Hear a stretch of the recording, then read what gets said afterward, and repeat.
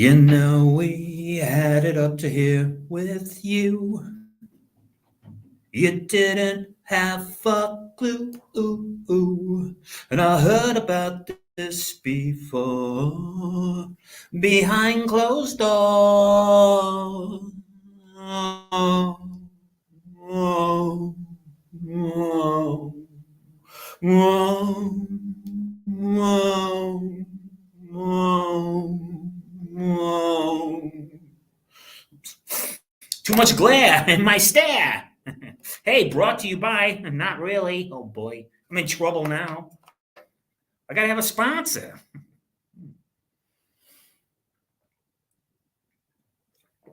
Yo, I've been leeching off of StreamYard. They're like, dude, we only give you 20 free hours, buddy. It's behind a paywall, asshole. No wonder I can't play any videos. Listen, I'm really sorry about the videos this week. Very sorry about that. Okay, I made some technical errors. error. Huh? Mm. I'm drinking this. I still can't. I'm drinking the strong stuff. Man, I'm fucking around. You can see on the chart up there. I'm fucking around, and I just found out. All right, today's stream. I guess that's good because my pronoun is we with two e's. So it's called My Songs, My Stories, and My 45 to 85-year-old demographic. That's right. Don't forget, this show's for boomers, Gen Xers, and the not so silent generation. I have a myriad of ideas, and I'm not going to ever try to ebb that flow. Right? Speaking of streams, right? I'm not ever going to try to do anything except for what I was put on the earth to do. And that's it. I don't run with a set. The only set I got are my fucking balls. Okay? And don't you ever forget it. I pretty much had it with everybody. In case you don't know, this is completely weaponized. And it was used on me nonstop. It's been used on me 4 times since I've been here. Okay? And I know the people who used it. These are police officers. My wife was using it, and it sent me in to get a CAT scan. So I went in for a CAT scan, and it was around 2018. Okay, the same time that David Strouder was acting strange, I was acting strange. Okay, the same time that there was all these self-harming incidents with people that we know. I wonder how many people who are not of renown who actually self-harmed, and nobody knew that it was coming from this. Excuse me. Ooh, burp alert. Okay. So Anthony Bourdain, I talk about him because he was one of the ones, and he didn't start writing until his 40s, and he was going to write for the New York Weekly. Okay. But he had mommy media connections, right?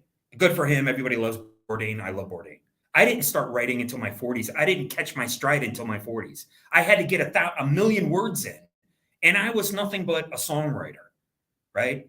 And so I was writing songs, man, and they go with a melody, and this melody is in my head, and I can't get rid of it. I know these songs intimately, and these songs are part of my project. I have numerous projects, and I write them up as treatments, and I put them on Kindle. Now, in these treatments, I actually, in my book, I make claims in my book. I stand by everything I said. I don't care if some fucking skinhead Kevin from Criminal Class Press has a problem with it. That's your problem. You're a bitch and you run with a bitch crew. And so does my former drummer. And don't forget, I wrote everything. I wrote all the songs and I told them what to do. And I never claimed that before. I'm 57 years old. After what they did to me was unconscionable. It was unholy and it was unnatural. And they just laugh about it. To this day, they make black jokes, gay jokes. What is the other one? Something else. Right. That's all they have. That's all they have are jokes. You're black, you're gay, or this, right? So I'm here to tell you, in New York, I was in a punk band in Detroit, in case it's your first time here, from the 80s into the 90s. Nobody supported my band. They all supported somebody with my media connections. So gross. It was a big popularity contest. That's going in my property, linoleum blown apart. I moved to New York City. There was no Vin Diesel. I'm here to tell you, there was no Jason Momoa. The people at the Don Buchwald agency, they didn't know what to do with me. I had 2 local commercials playing nonstop. One of them was playing nonstop, all during the day. My agent at Don Buchwald agency knew that they were doing this. Okay. I had 2 local commercials. One was for a limousine company and one was for a furniture company. I had a commercial playing in Japan. Okay. Just like, except I didn't fly to Japan, just like in Sofia Coppola's film, right? Where Bill Murray goes to Japan and shoots a commercial. I was in a commercial in Japan. And you know who I was in the commercial with? With the kid, the blonde kid from Over the Top.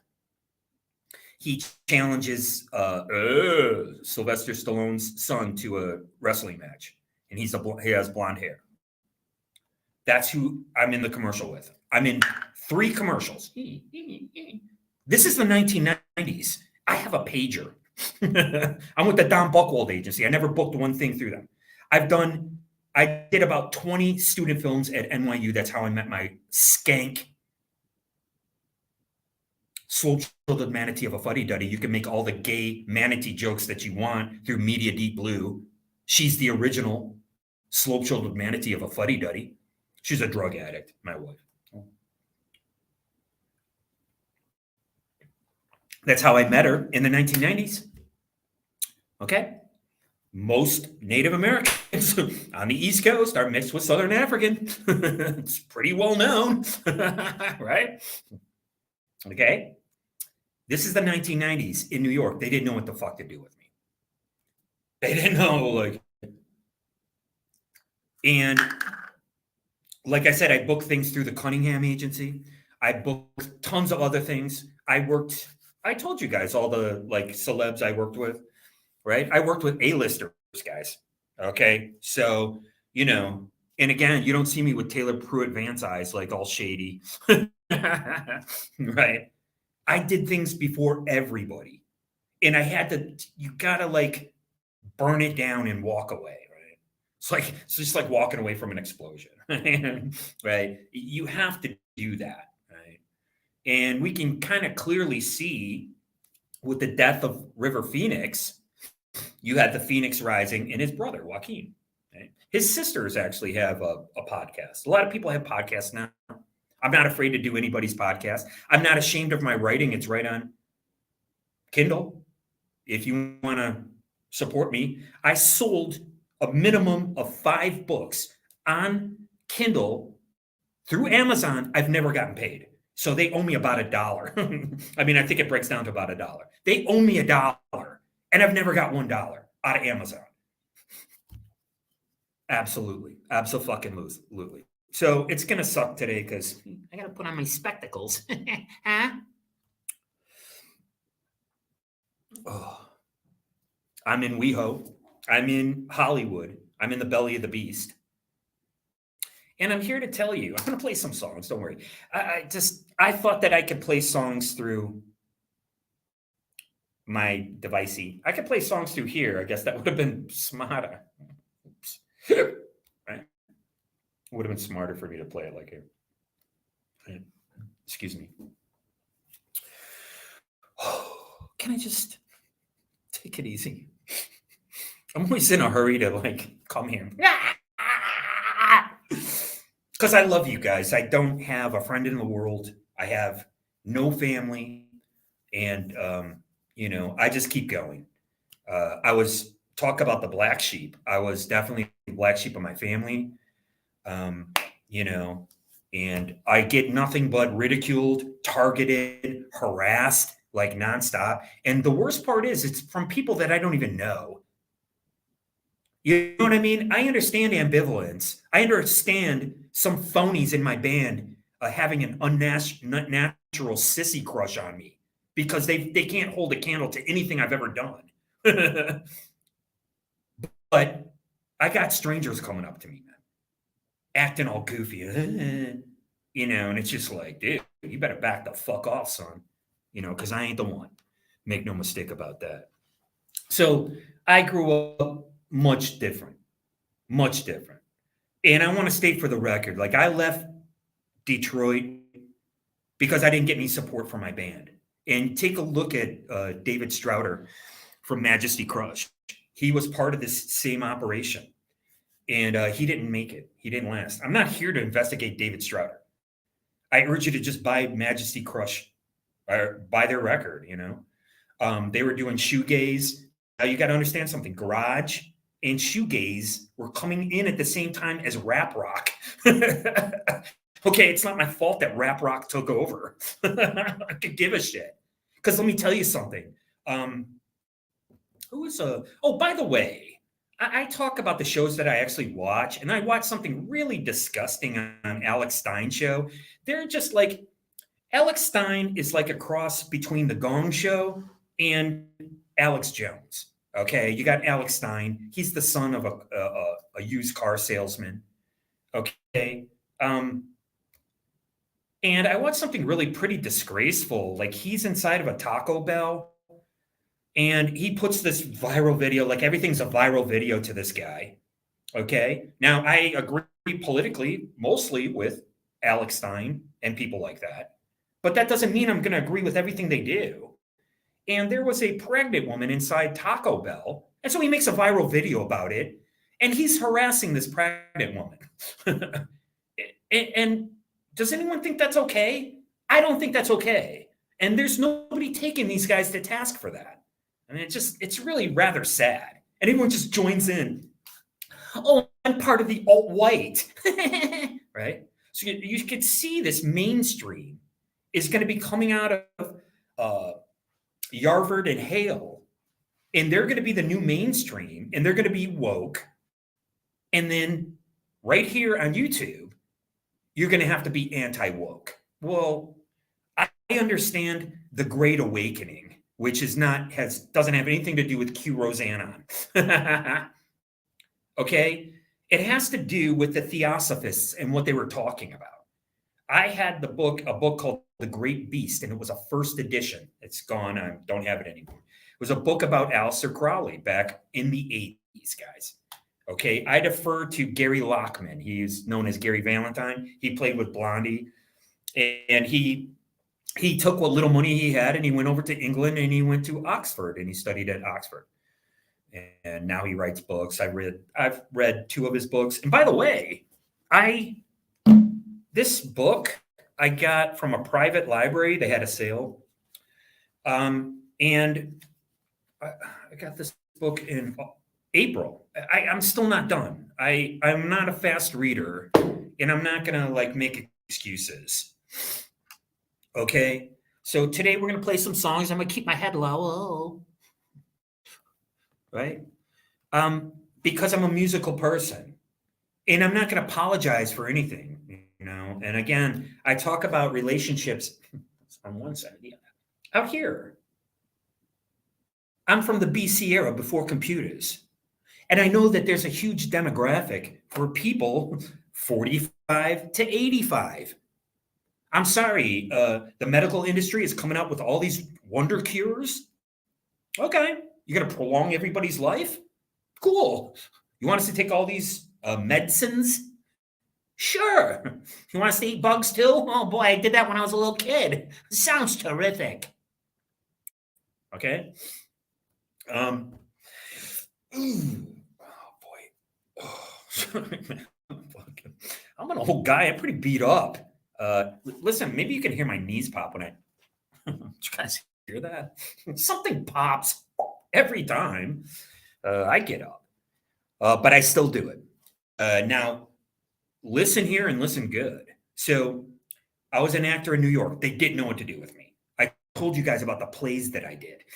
I mean, these are we did a play at the American Indian Community House where we blew off the faces of Mount Rushmore. Okay. Now, does that make me woke? Does that make me a communist now? I mean, I understood it being part of a team. Excuse me. After grade school, I didn't play sports. Okay? I didn't play sports, but I was part of a team in my band, guys.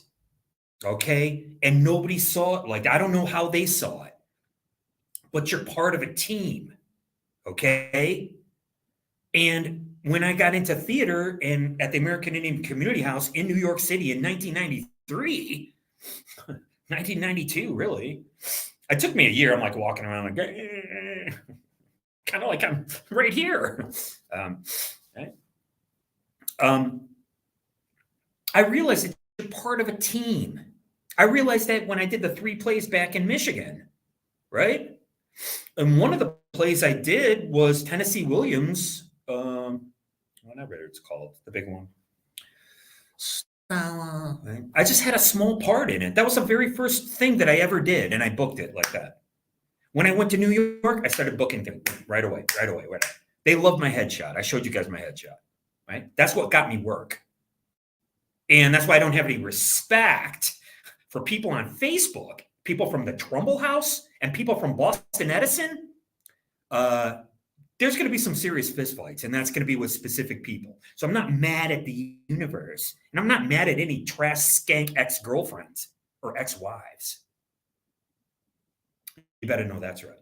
Because let me tell you something. These broads break up with me, and I check in with them, just like Yolanda. Right? In case you don't know, I was dating a complete trashy coke whore at the same time I was dating my wife. Right? And she was going to prison. They were going to set her up. There was no doubt. So, and I felt like, hey, if you're going to be my old lady, then we got to be ride or die. They call it ride or die now. There was no word for it back then. Oh, I'm so sorry. What a bunch of phonies. Then they turned it into cash for smells. And then I was supposed to die. Let me remind you of something. When I left New York, I had a friend. His name was Jim. He worked for Beth Melsky Casting. He got to meet Chris Farley.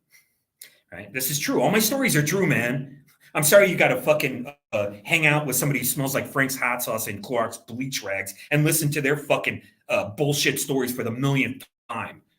Oh my God. Like someone from the Trash Brats or ALD or one of these joke bands like that. Good for you. Congratulations. I'll throw down with any of these guys anytime, anywhere. Make no mistake about it. But so I left. Some guy OD'd in my apartment. Okay. He OD'd. I revived him. He stole my cocaine. He woke up from dying. I revived him because I was there with the fucking mama's boy, some guy who lived with his mother his entire life. And he didn't know what to do. So I revived the guy. He stole my cocaine. And then within a month or two, I was out of there. I'm like, fuck this place, man. Fuck this. All I was doing was working my ass off. So I knew I wanted to write something. So me and this guy, Jim, from Beth Melsky, who met Chris Farley, we were going to shoot a film together. And I'm like, well, I have to write it. So I wanted something to write about. So I came out west, right, like I am now. And then I went to, I realized like nothing was kind of happening for me in California. So I went to Las Vegas. And that's where I got my million words in. And I lived out on the street and I kept getting arrested because I was still an alcoholic. But I had stuff to write about. It's all in my book, Two-Legged Animal. I stand by everything that I say in there. But what I discovered with my own body by putting my health at risk was that everything is a fucking setup.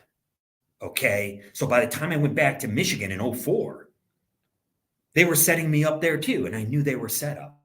I didn't really care because I'm working on something else in my life. Okay? So nobody knew that I was writing this book. Okay? And I contacted some ex-girlfriend, like I said, some trash skank and her fucking hunchback mother from Boston Edison, who apparently were somehow, like, I don't know, involved in having someone else from Boston Edison contacting me while they're running ops down in Florida? No, no, no.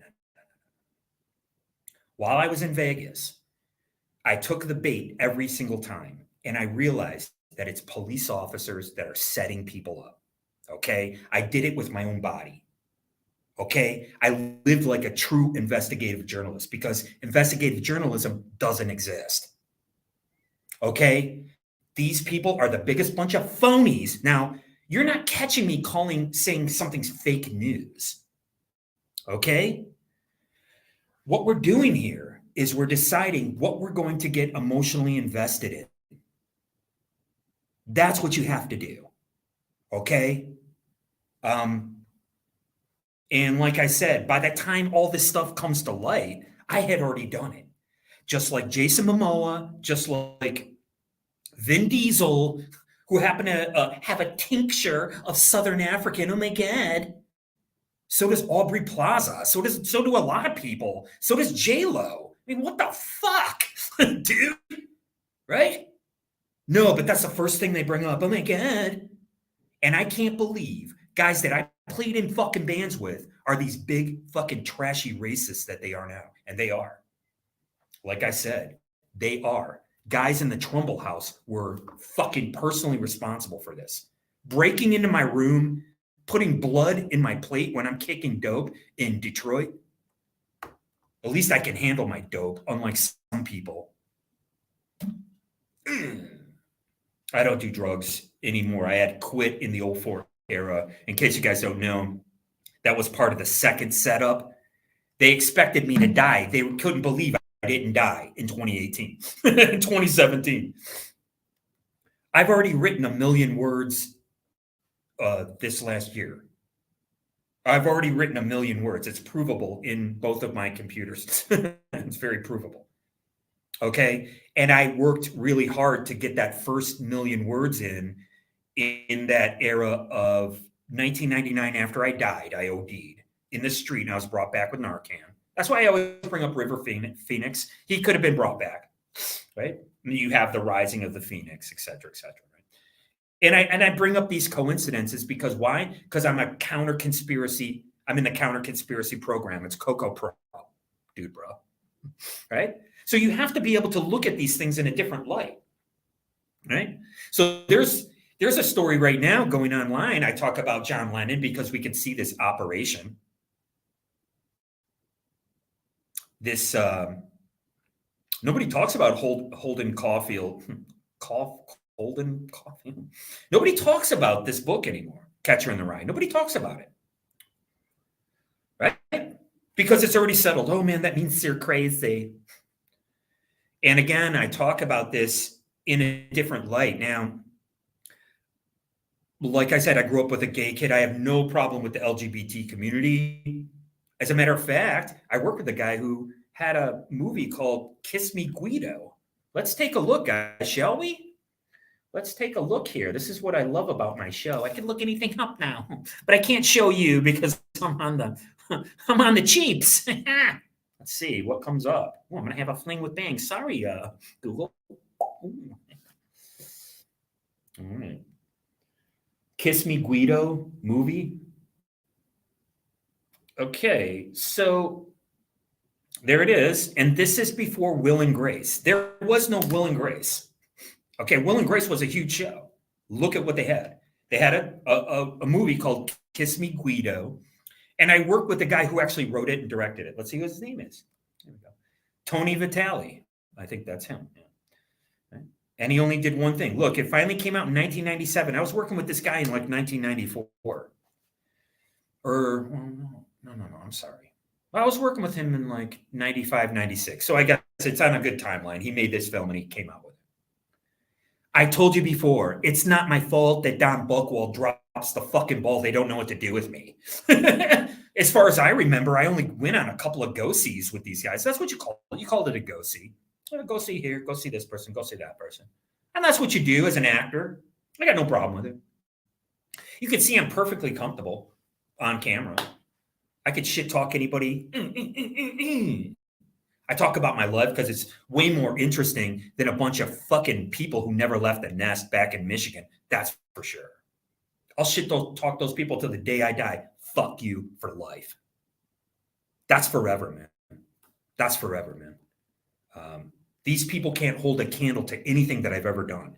And like I said, when I moved from New York because somebody died in my fucking apartment, and I'm not only dating have dated past tense, a coke whore who doesn't even know what an inside of a jail cell looks like, but she's running around fucking every guy and running her mouth and selling fucking ecstasy by the bag like this. Well, I had some guy die in my apartment. I'm like, fuck it, I'm out of here, man. I went out west. I blew through 10 grand. I had 10 grand. And I got my million words in, and I actually figured out that police officers set you up. And let me tell you something. I don't give a fuck about your bear trap. I rock out with my cock out, motherfucker. That's how the fuck I roll. Right? I mean, not anymore.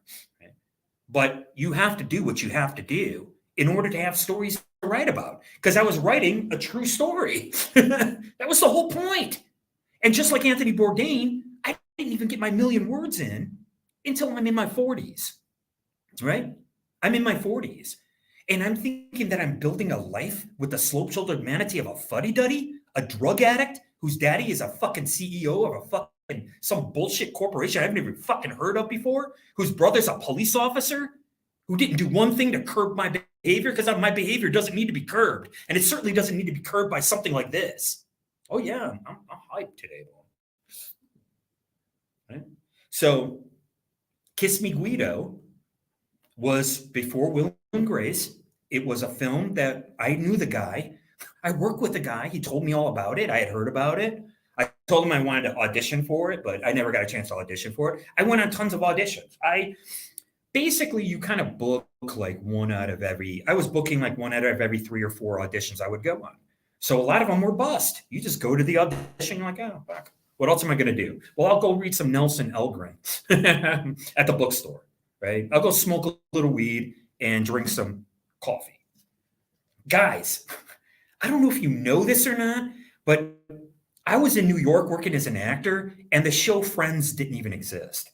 So, guys, you got to wrap your mind around the time that I was doing this. The show Friends didn't exist, man. Okay? They kind of built it around Central Park, which was just kind of coming up at the time, these little coffee shops. Well, we all know coffee houses kind of go back to, they kind of go back to, the 1960s and the, that kind of movement, whatever. I need to get into some movement. Oh, man. I'm feeling pretty rough. All right.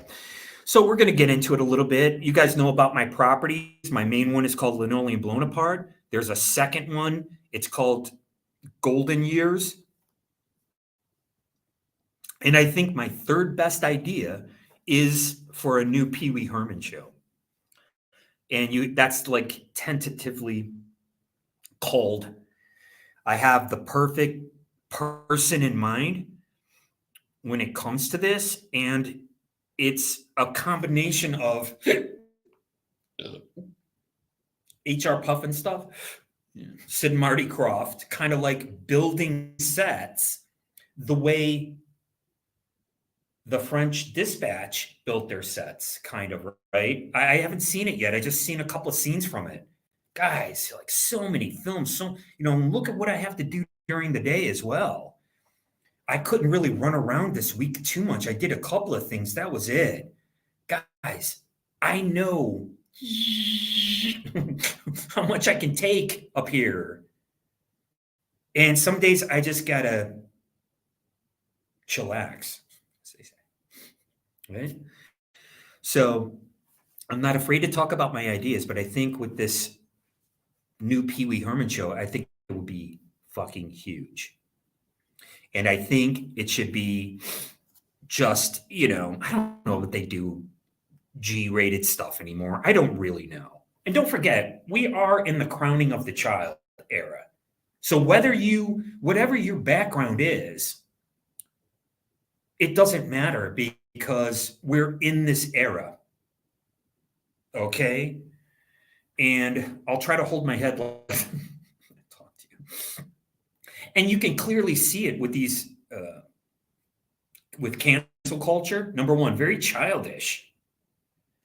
With these guys with their stupid podcasts with their toys in the back of them. These guys are all wrapped up into toys. Okay? Please take a look at the opening of David Fincher's The Girl with the Dragon Tattoo. Okay?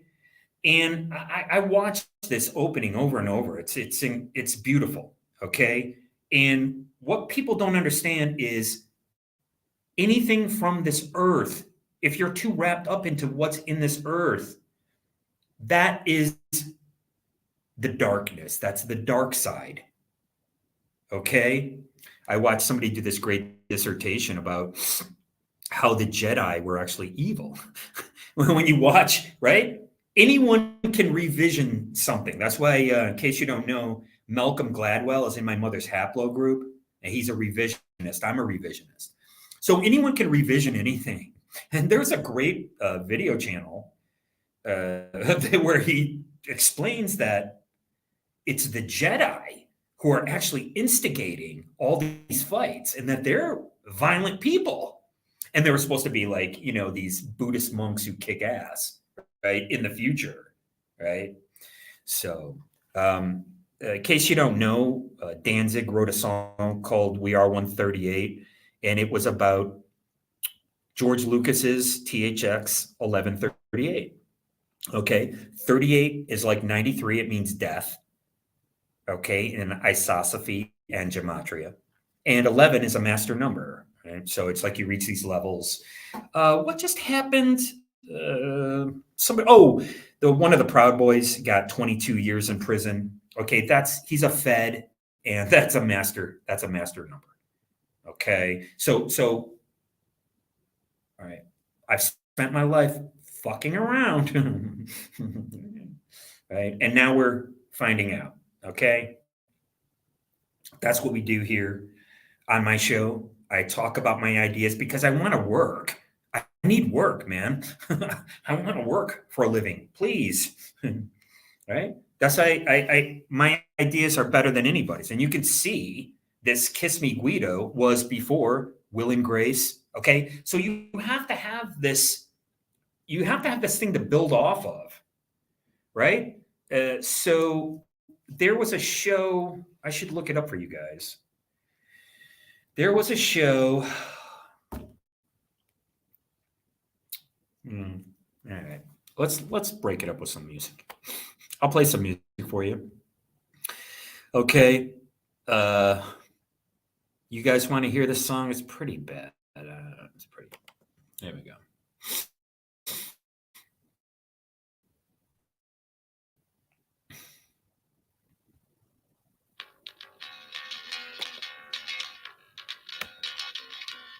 Sorry if I look up and you get that. I mean, you should be watching me anyways. This is the kind of stuff that I was writing in the 90s. Nobody got it.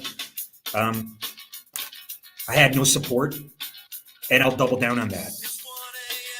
The Third Street Bar. This is a redo of the vocal. There's no passion here.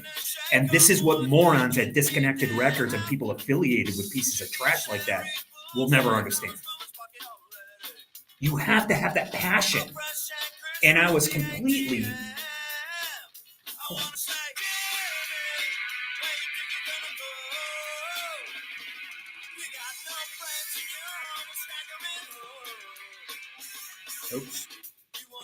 Down and he won't grow up. Won't let the chip roll off his shoulder. I don't care, he knows what it takes just to piss you off finally. Say, come on back for another round. I wanna say, stop drinking, man. It's a fucking drinking song, man. You got no friends in your around with staggering home.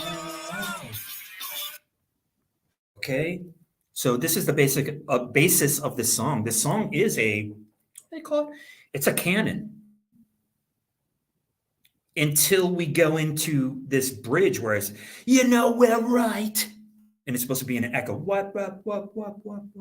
Okay, so when you listen to this song, unfortunately, go back and listen to what I just played. This guy, these idiots that I'm working with, took this big dynamic sound and he shrunk it down. And he put the vocals out in front where I'm going.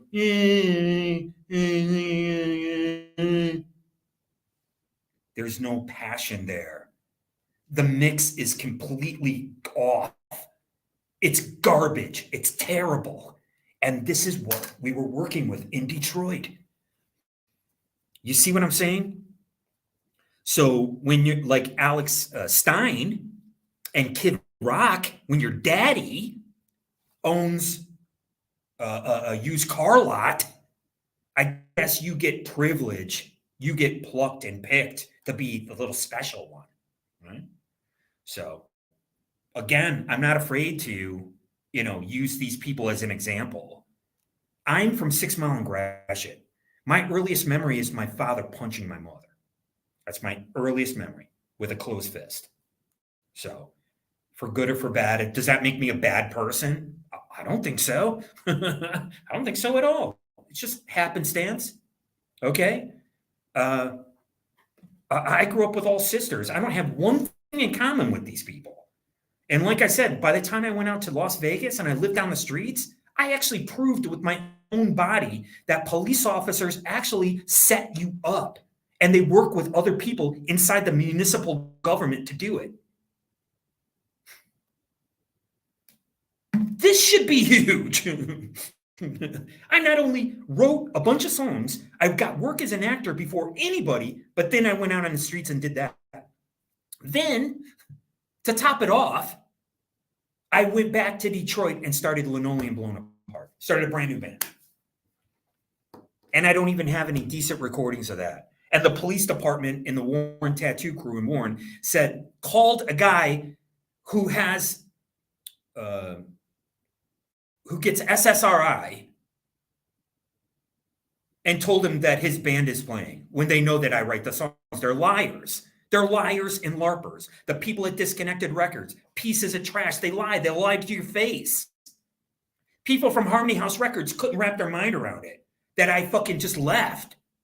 That's not my problem. I was on TV like that. I was on TV within a year. Oh, well, I don't, what am I supposed to do? Run around and show you my reel? I had a reel, but some piece of trash fucking recorded over it. What do you want me to do? It was literally on VHS, literally. I had a pager at the time.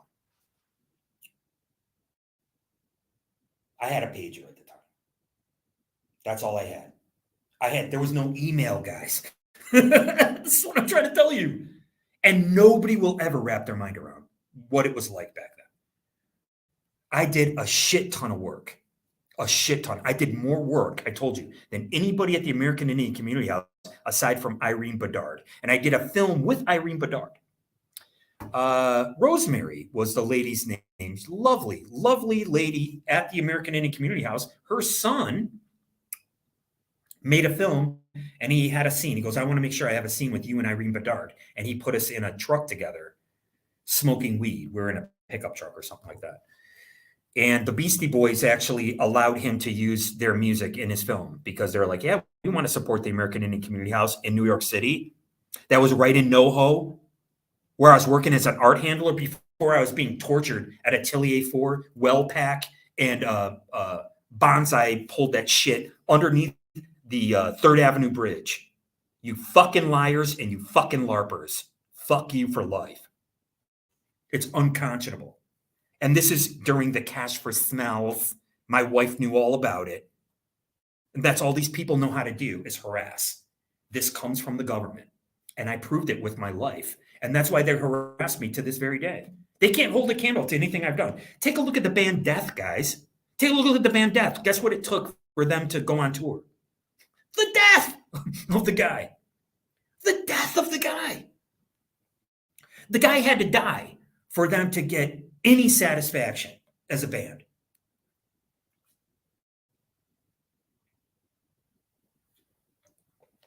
I know I get hyper. I know I get passionate. Well, you know what? It's my life's work. And go fuck yourself. That's what. I'm not here to get monetized. Oh my God, dude.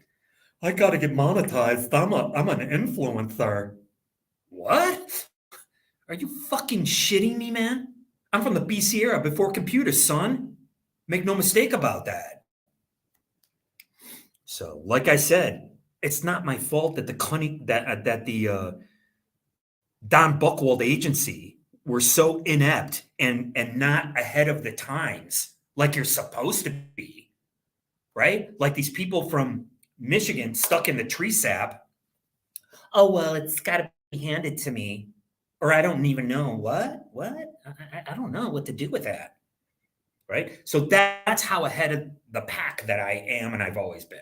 I've always been, always, and I always will be. You know, like I said, I'm living off the EBT menu. I'm not afraid to die in the fucking streets because that's how I butter my roll. Right, right. And I'm not afraid to pitch ideas. And I'm not afraid when you're on the set, you have to come up with things. You have to improvise right there, right then and there.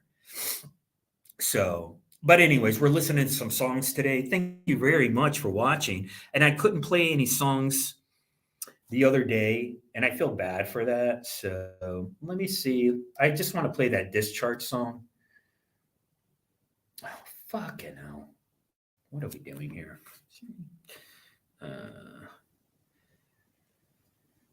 Discharge and Children. Oh, God. You don't even want to know what what this thing wrote in the thingy. Ugh. Okay, so here we go. So I explained in the other show, I just want to give them their due because this is the kind of music that was before Metallica. These were the shirts that Metallica was wearing. And around that time, you have to understand, in the 90s, before Nirvana, right? So what's my project about? Linoleum Blown Apart? It's about me and my band if we would have been successful. But I'm tying it into Napoleon, and I'm tying it into the past. Okay? Kind of, there's a movie, it might be called, isn't it? Out of the Past. No, it's something else. All right, so here we go. If it'll play, I don't know. We'll see. Doesn't want to play. Doesn't want to cooperate. What are you going to do? Okay, so there's nothing I can do about it. Literally nothing I can do about it. Like I said, when you're being harassed,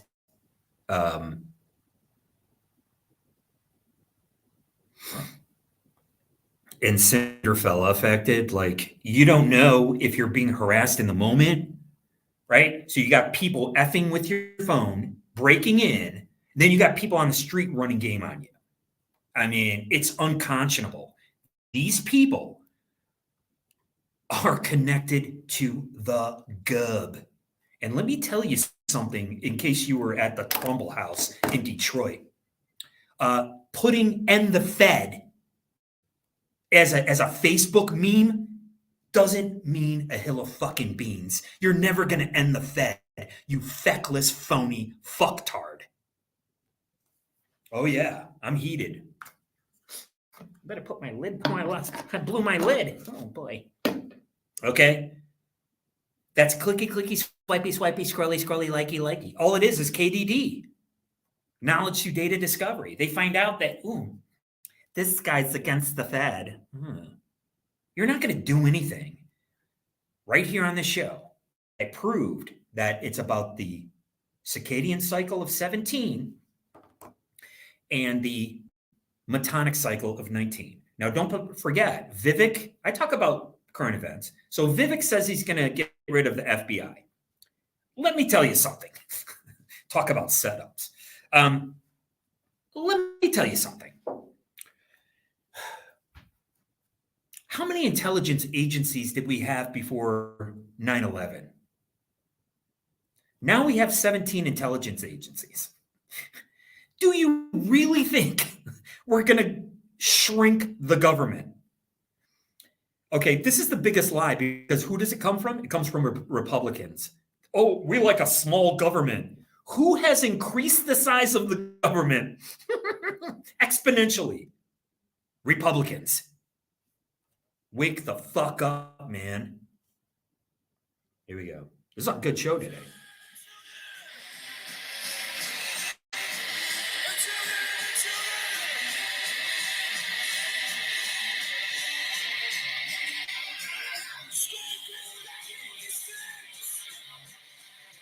This is what I was listening to in 1982, guys.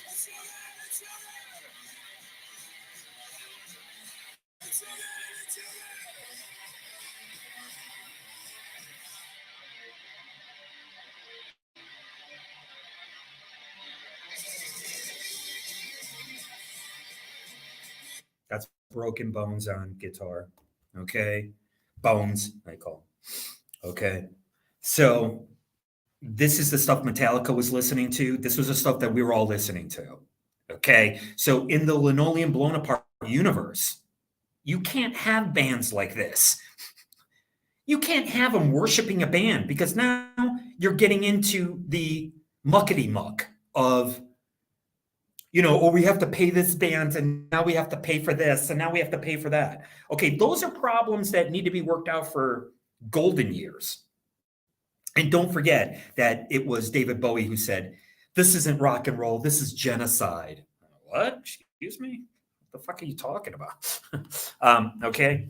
And he used to read Julius Evola and these alchemical manuals that I've read myself. So, right.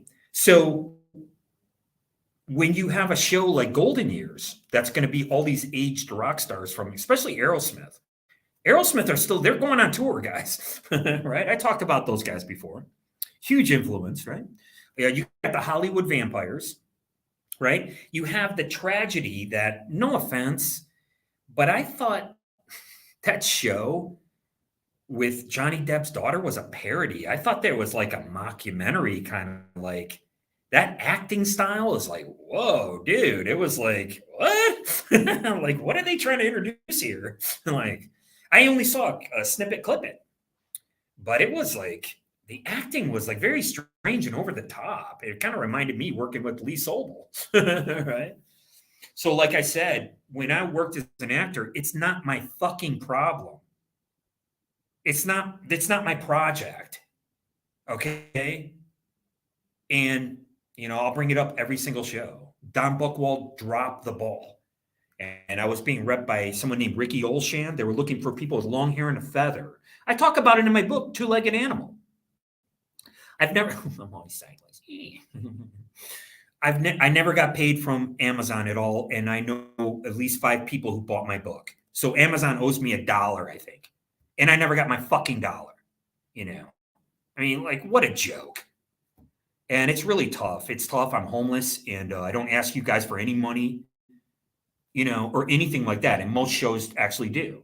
I'm here to work, right? And so I know my ideas are superior and I'm going to be writing up my ideas and putting them on Kindle for you to buy. So there's some already up there. If you want to get involved in my show, you could do a FOIA request on my name. My name's Gordon Douglas Eisen, and not be some liar and make up that you did a FOIA request on a murder and then use my likeness. Because that's what they did back in Michigan. You could look into that yourself as well. So, but again, who knows? That all came from Facebook. They might deny it. Okay. So this inauthentic behavior is true and real. Make no mistake about it.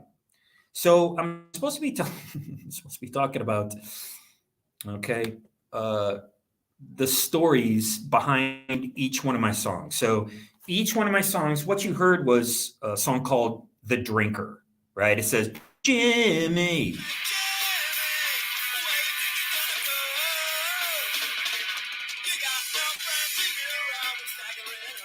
You're always staggering home from the bar. It's the same.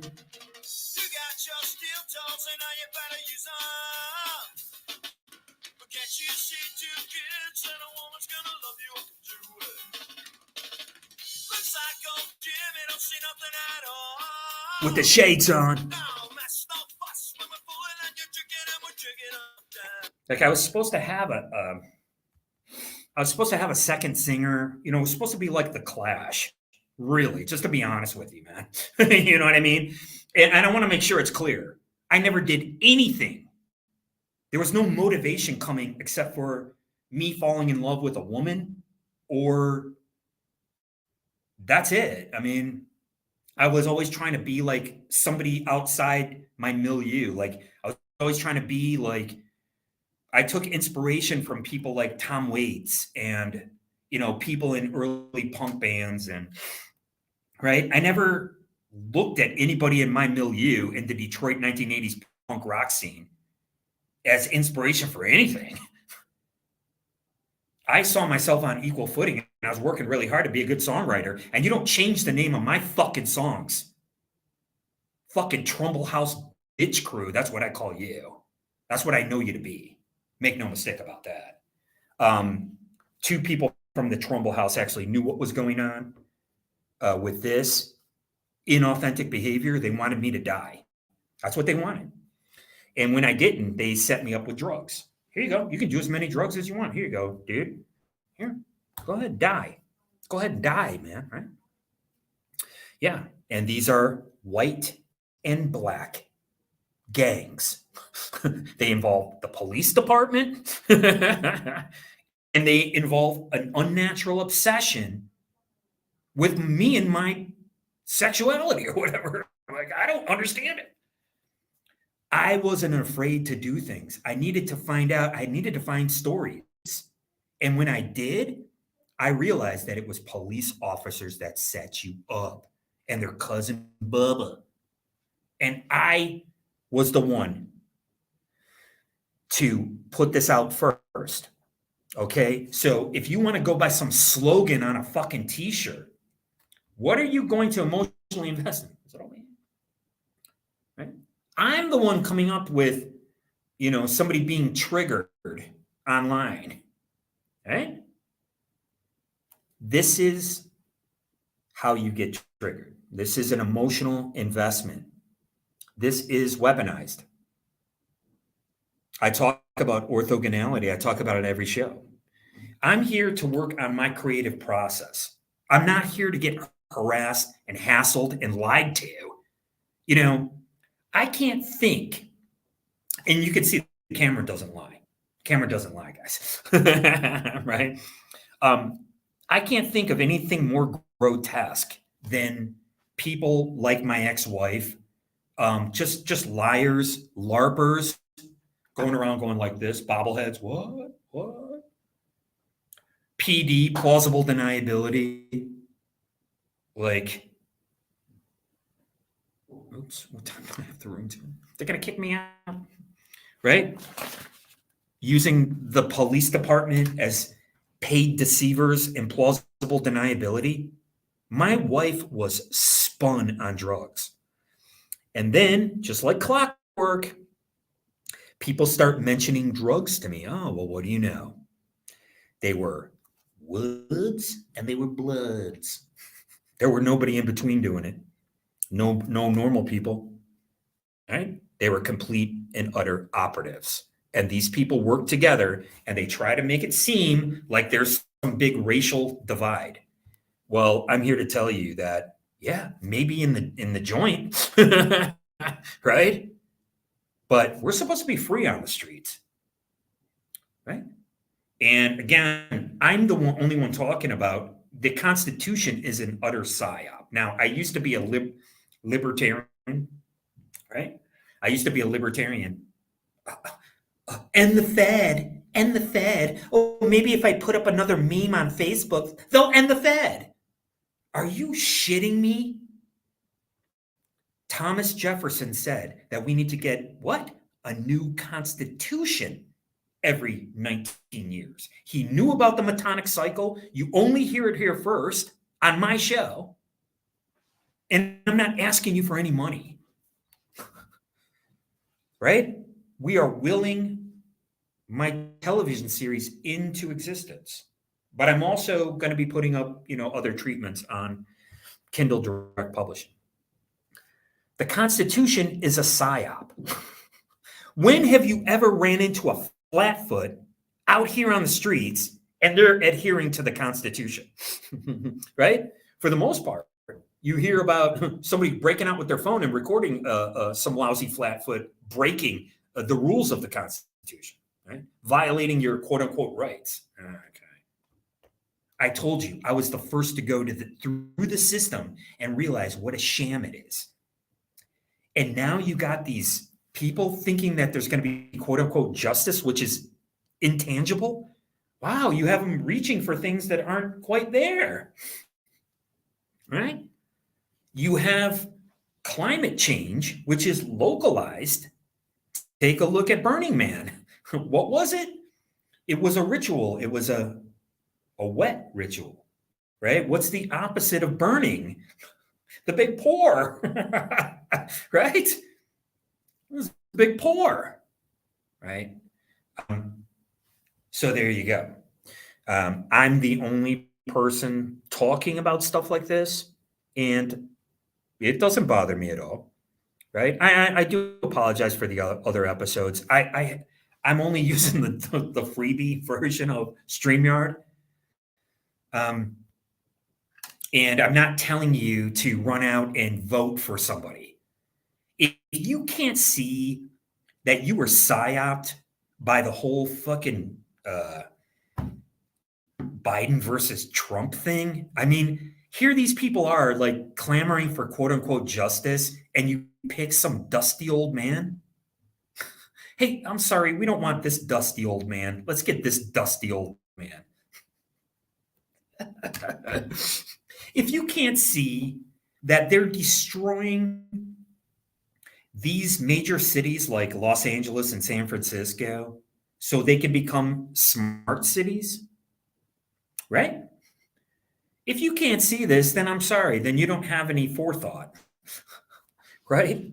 Because I stopped getting my news and information from Media Deep Blue a long time ago. I'm not going to allow them to, quote unquote, trigger me. Well, why are you getting triggered in the first place? That's what you need to kind of reconcile. And I reconciled that a long time ago, right? I keep trying to tell you guys, you can't let society tell you what's in your heart. I wasn't going to let people, I thought I found my tribe with the 1980s punk rock scene. I apologize. I was wrong. I'm very sorry to the people of Detroit. I'm very sorry that I was the first to go out, in the world and to show you the fucking way. I'm very sorry about that. Don't worry. It won't happen again because I'm over here now. It's pretty shameful, man, the way I've been treated over the years. But, life goes on. And who hurt me the most were the women of my family, putting the beat on me. Well, who am I supposed to emulate, right? Like I said, I grew up with an LGBT kid in my neighborhood. There was a lesbian woman, an LGBT woman, who fell in love with my mother, okay? And she wouldn't let my mother go. She was in love with my mother. She was obsessed with her, okay?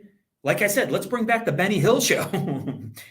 I love that show. Why? Because it boobies. And it showed you that you can fall in love with somebody who might not be in love with you. And it was always about chasing someone around like a lech, right?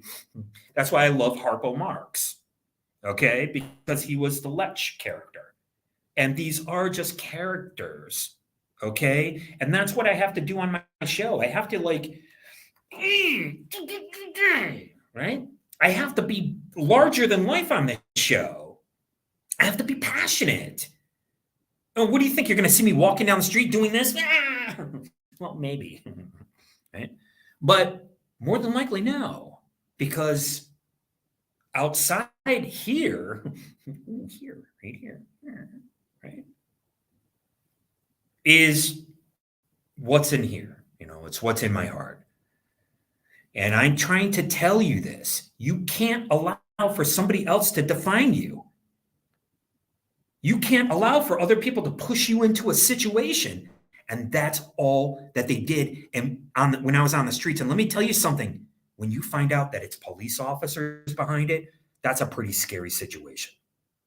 That's a really scary situation. And now we have all these phonies clamoring for quote unquote justice. No, no, no, no, no, no, no, no, no. That's not even how the system works. Again, it's not my problem. It's not my problem. You guys can't figure this shit out. Okay? I figured it out a long time ago. I was the first to do a lot of these things. And look at me, man.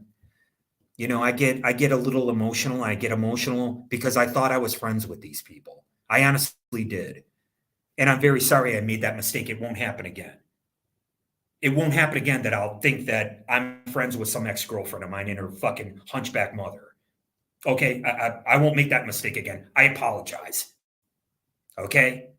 I apologize for thinking that I was friends with anybody from the 1980s Detroit punk rock scene. I'm sorry. I apologize for thinking that I was friends with the guys in my band when I told these little boys what to do and they did it like the good little bitch boys that they are. Because there's no coming back. And I'm here to tell you that. There is no more friendship from me. I don't have any more time for you. This destroyed my fucking life. It destroyed my sleep. And when I came out the other side of it and I survived it, here comes these motherfuckers from Michigan trying to set me up again. You know, and since I've been here, they're still LARPing me. They're still doing this kind of stuff, but I know who they are. I know what they are. I know what they're about, and I'm not really worried about it. You know, I have actual scenes around each one of my songs. Okay, so I'm gonna have to play this one. I can't find it. I can never find it. It's called oh man. You know what? You know what would actually be easier? Let me see if I could find it on here. It's like, oh my God. I wish I had a produced show. We could have so much fun on this show. It'd be great. Right?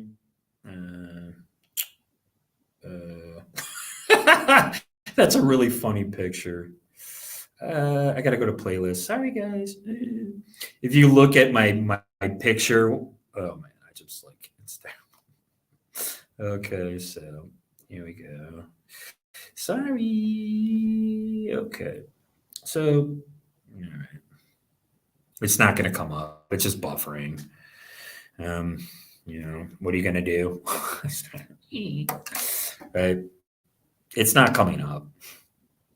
Just buffering. I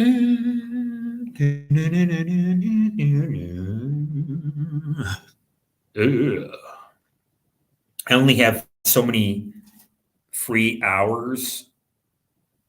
And again, this is why they talk about 93 and 38 and Saturn, okay, and Kronos.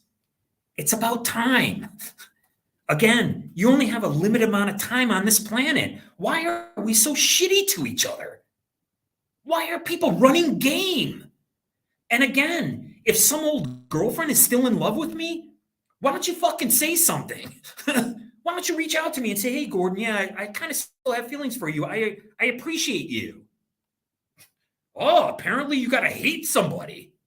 And then here come all the guys who think they're going to get a piece of ass that good, which they're not. I call these guys from Michigan, I call them I-75 with feet. They're all pop marks and skid marks. That's what these guys are. They have an unnatural obsession with another man, and they're allegedly not LGBT. Okay, sure.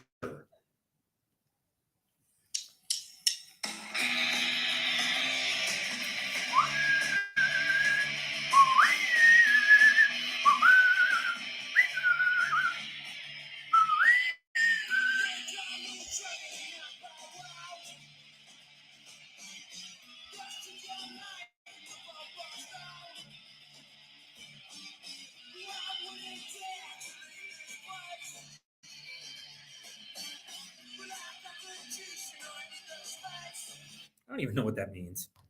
I got the juice. That's from Road Warrior, the Precious Juice was inside the vehicles.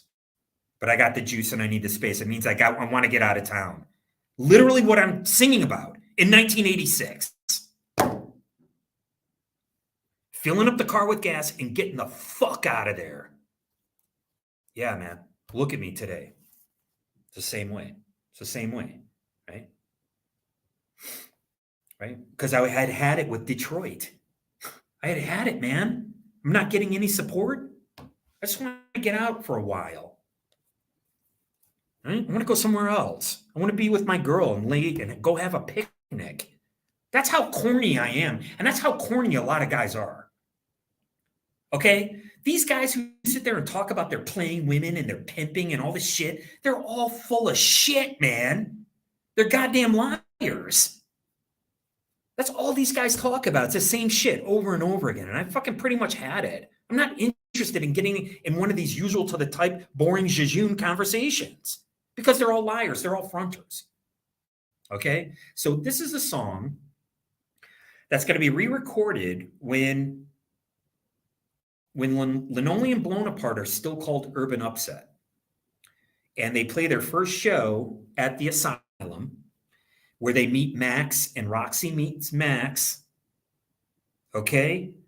And she's going to be playing the keyboards. I want keyboards in the song. It's a great song. And everybody picked this song out from some stupid record that I barely had anything to do with. I didn't have anything to do with the Lick the Boot record. Okay? Except for writing the fucking songs. My hand to God, man. I got nothing to fucking lie about. So this is going into the property. Linoleum Blown Apart. And the most important thing about Linoleum Blown Apart is you don't have to pay for the fucking songs. You don't have to pay Discharge to borrow their songs or any other band.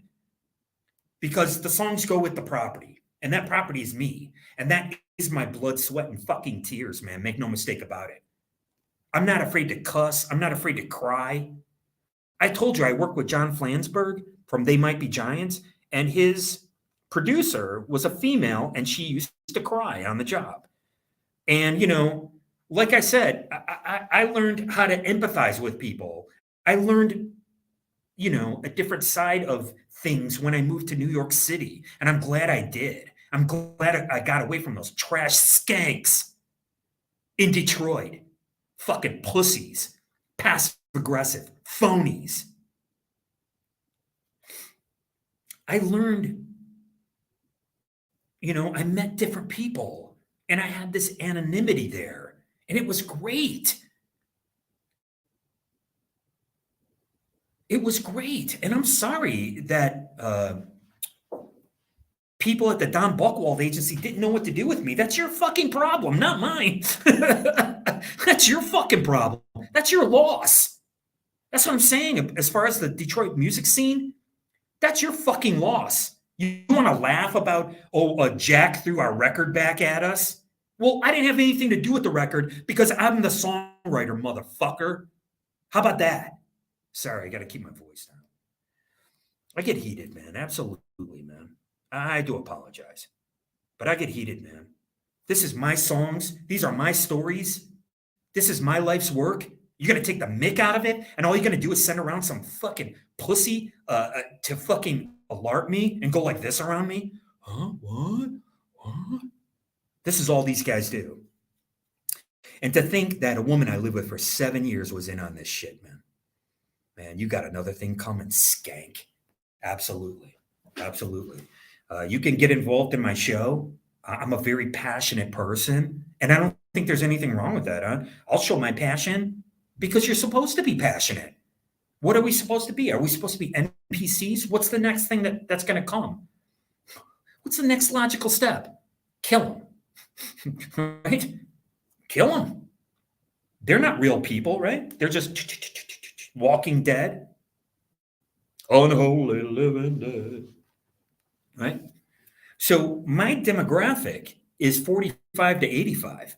If you want to go around trying to, head off at the pass somebody who's playing video games, well, I don't deal in video. Back when I was playing video games, we had to stand up and put quarters in the motherfucker. And sometimes you'd like to have a roll of quarters so in case you had to pull it out and use it like brass knuckles in your fucking, give you a little bit more weight to that punch. Right? So this is how I came up. And I'm not going to let a bunch of fucking pieces of trash from Detroit fucking trash that, whether you're with the trash brats or not. You're a fucking joke, and your music is fucking about as generic as you can get. There's 1,000,001 bands just like it. But guess what? There's 1,000,001 bands just like the Grievance Committee, right? Well, my songs go into this property. Disconnected Records doesn't own my fucking songs, and nobody owns them. I do. It's a registered property with constitutionally registered, okay? And that's what you have to do in order to get a project going. So when it comes to any of my ideas, like the new Pee Wee Herman show, yeah, man, I'd like to be actually part of it, of course, right? And I think it's important. I think the time for something like that is right now. And I think the key to a kid show is the songs, because with the songs, you have a revenue stream that might last forever. And I know it's like you guys can't grasp these concepts, and I'm sorry, you're so fucking low-minded. That's why I had to get away from Detroit. These people were just fucking, they couldn't think outside of anything. And then I go to New York and I discover it's the same fucking thing. They don't know what to do with me because they have to be hand-fed what's his name first, right? Like other people first. Yeah. I tell you my James Russo story. I always tell you my stories because nobody in my family gave a shit. And the only people that I knew from Detroit would LARP me by having an LGBT person at Tiger Stadium when I'm at Tiger Stadium. Like, this guy starts talking to me out of the blue. I consider those people predators. They're not part of the, right? If you're going to be a predator on somebody, then you're a predator. You're not part of any community. You understand? I'm an older man. I'm not the same guy I was when I was 25. I'm not little Gordy to these fucking pieces of trash in Detroit. Okay? I'm my own man. I'm my own person. And I want to be part of a community. I thought I was part of the community in Cash for Smells, New York, but apparently I wasn't. I mean, this is just the biggest bunch of childish retards that you ever want to fucking meet in your life. And don't forget, retardation is not a medical determination. So therefore, we can use this term and apply it to people who aren't living up to their potential. Like they told me back in school, back when they were hitting me and using the paddle. I don't understand how you can teach kids how to read and write, but then you got to beat them to learn them, to quote unquote learn them. I told you, my mother grew up on a fucking dirt farm and she ran away from there to get away from there. Well, what did she do? She ended up doing the same behaviors as her father, right? I think you can communicate with kids. And I'm not talking about a swat on the fanny. I'm not talking about that. Okay. Anybody knows that sometimes you do a swat on the fanny for a kid or whatever, right? Hey man, you better, get in line or whatever. Okay. We understand that. But I'm in high school and I'm being threatened by my mother with a fucking baseball bat. That's how the fuck I came up. So you can project all this like pretty boy bullshit. That's your fucking struggle, man, not mine. My struggle is in my heart. My struggle is like, finding love and finding companionship. My struggle isn't doing a viral video. I don't give a fuck about a viral video. I told you I could write 3,000 words per day. Not many people can do that. That's a skill that I created myself by living out on the street and realizing that everything is a lie. That people that are trying to set you up are the actual police department that set you up. Okay? This is major. And nobody has any respect for that. Well, fuck you. Fuck you forever. Fuck you to my family and fuck you to my friends because you're not my friends. And I don't have to be part of your family. I'm my own family. Me, myself, and Ison. That's me. So I want people who fall in love with me and respect what I do and can kind of understand where I'm coming from. And again, it's all gay jokes, black jokes. Okay, well, if that's how you see a person, you just see them as that, well, then you got no business being with them. Then that means you have a bureaucratic mindset. I'm the kind of guy who looks at an application and they're asking you what your quote unquote race is. I see that as being racist. And nobody's questioning why, because it's the status quo, right? Because it's the mainstream. Well, that's just how it is. Well, why? How come you're not questioning this? How come nobody's questioning it? How come the FBI killed Martin Luther King? How come nobody's talking about this? Right? Come on, man.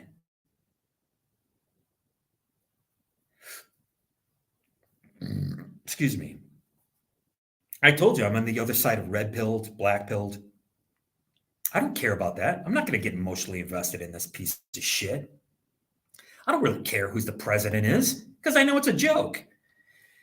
You guys see this? How can you talk about a president of the United States going all the way back to Clinton having an affair? Now all of a sudden Obama's gay. This is just tabloid trash. And that is our culture now. Right? It used to just be Ricky Lake. I used to love the Ricky Lake show. It was great. I loved it. I think Gigi Allen was on Ricky Lake, right? I used to love that stuff. Trashy tabloid culture. But now, look at it. It's writ large right here. And not only that, but you can be attacked through this device. That's insane. That's insane. So I got a playlist. I got numerous playlists on here. I urge you to check it out.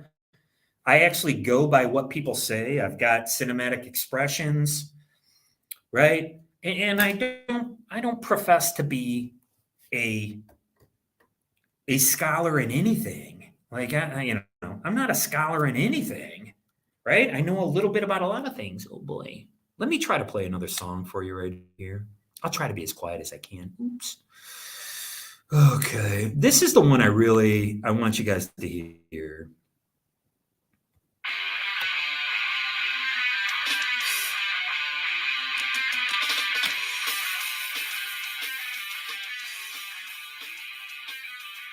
That's the hook.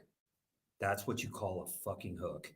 And again, these guys that I'm working with, they take, what time is it? They take this dynamic sound and then he shrinks it down and throws the vocal over the top where I'm going, I'm here tonight. I'm singing out of key. These are the people that I'm working with in Detroit. You know, I couldn't handle it in the 90s, and I certainly couldn't handle it in the double aughts. And then I go back there, man, destroyed. And my wife knows about it. Living with a guy for 7 years, you want to see him dead. Knowing a guy for 30 years and 40 years, you don't give a fuck if I live or die. Well, fuck you, man. Fuck you. Forever. Right? It's pretty tragic. And that's why I'm not afraid to talk to anybody. I'll talk about my book. Oh, you got a problem with me putting HR in my book? He literally said that. I don't need anybody to back him up. You want to get me and HR on a fucking show together? I'll fucking talk to him. I'm not some phony who's, my mommy might work for the police department, but she's a crossing guard. And when my sister physically attacked me before I left town, and I wasn't even living there anymore, there was 2 police officers waiting out front. They wanted me to assault my sister. That's what they wanted to do. And they were instigating it. And my sister is too stupid to understand it. Why? Because I know what their procedure was, because I had already asked them. Their procedure was to show up with 2 police officers in a car and possibly 2 cars. Who showed up? 1 car, 1 cop. He was a seasoned officer. And what was he there to do? He was there to kill me if I would have got out of line. That's what he was there to do. He was there to kill me. man, this is my hand to God somewhere. Right? He was there to kill me, St. Clair Shores, Michigan. That's what they're there to fucking do. Okay. This was the last time I saw my mother and my sister. My sister physically attacked me. And man, we're done. Don't you ever come around me anymore. This is what I'm saying. This is all final. Right? I don't give a shit about you anymore. Why? Because I did for all these years. And I explained to you guys how a witch's coven works. It's from Macbeth. That's why Shakespeare used 3 women. That's why there was 3 women in Hocus Pocus, even though it's a Disney film. That's why there was 3 women in Witches of Eastwick. Okay? This is what makes a coven. That's why the Kardashians were able to grow. And they did it, what? By putting down the male, right? So I don't give a fuck about the 100 Kardashians in my family, right? I am, I have risen up out of that, right? Because you burn it down and then you're the phoenix rising. And you could burn it down, what? Metaphorically, oh my God, did you hear him? He said it's going to burn it down, oh my God. Right? You see what I'm saying? The media is a cherry picking fallacy. That's all it is, right? And the media is used, like, look at Robert Evans. Look, apparently he was excoriated in the media and they put him down. They're making fun of the guy and all that stuff. Look at all the great films that he was behind developing at Paramount. Okay. And all he was an actor. He was an actor at one point too. Like I said, it's not my fault. People from Detroit turn on their TV and see me in some stupid Taylor Dayne video. Like I give a shit. That was just one job. I went from selling Amy Grant CDs to working on an Amy Grant video. Nobody even knows who Amy Grant is now anymore. Okay. So just because I'm from the BC era before computers doesn't mean I'm not going to bring all this rich stuffiness, all this rich history into whatever my future is. I don't really care about ChatGPT. I don't really care about AI writing scripts because you need this human element. You need people like me. And I already showed you that I'm a human being and I don't appreciate being targeted, harassed, cash for smells. They're setting me up to fucking die. And it's pretty shameful. And it's all people that I know were involved in this. Trumbull House, yeah, Trumbull House. We're going to see about you, motherfucker. Here I am. I kept my mouth shut for fucking years, man. Never said nothing about these motherfuckers. And come to find out, they're behind much of it. They know that they're coming through the app. They know that they're causing a lack of sleep, and that's what happens, right? That's why if you want to believe that it was some scavenger hunt, Cicada 3301, your circadian rhythm is your sleep. This is disturbing your fucking sleep. Oops, I gotta be quiet. Sorry. Okay, guys, so we're over, I don't know, we're at 2 hours. Okay. I only have so many hours of free shows here on StreamYard. I'm not asking you for any money. I'm here in West Hollywood, not to worship Moloch. Okay. These guys, and again, there's a lot of fakery online, right? There's just a lot of just fake bullshit. Right? It's such tabloid nonsense. And you have to choose what you're going to get emotionally invested in. I think there's an audience for 45 to 85. That's a huge demographic. They all have these. Oops. They all have these. They all sit around watching Netflix just like everybody else now. I remember when I was with the slope-shouldered manatee of a fuddy-duddy, drug addict, skank piece of trash of a wife, that it was new to watch things on demand, okay? And that was like almost 10 years ago now. It was relatively new to watch things on demand. You have to pay for it and all that. Now, that's normalized, okay? So we talk about a lot of things on this show. And I appreciate it if you guys could get involved in my show. Please leave a comment. Please like, share, and subscribe. Please let people know that I'm shit talking them and fuck you for life. You got something to say to me? Come on my show and say it. Or invite me on your show. Because I'm not worried about it. I actually went out into the world and I proved that these motherfuckers set you up and they're people in the government and that's what they do. So you could read a book about it and say, oh my God. Or you can get involved in my show. And I'm here to actually work. I'm here to work on Linoleum Blown Apart. But if I have to work on a project before that to kind of prove myself, I don't give a fuck. Right? I already proved myself. It's up to somebody else to go to NYU and search the archives and find out what films I was working on. There's a ton of them down there. And they included my wife. And I apologize to my wife and her family. I didn't mean to think that we were ever friends. Okay? And I'll be doxing all of these people. Every single ex-girlfriend, every single guy I was in a band with. Oh yeah, I'll put your picture up. I'll talk all about you right here on my show. Yeah, you better know that's right. How'd you like that, Cash for Smells? Trash. Thank you very much for watching my show. I appreciate it more than you'll ever know.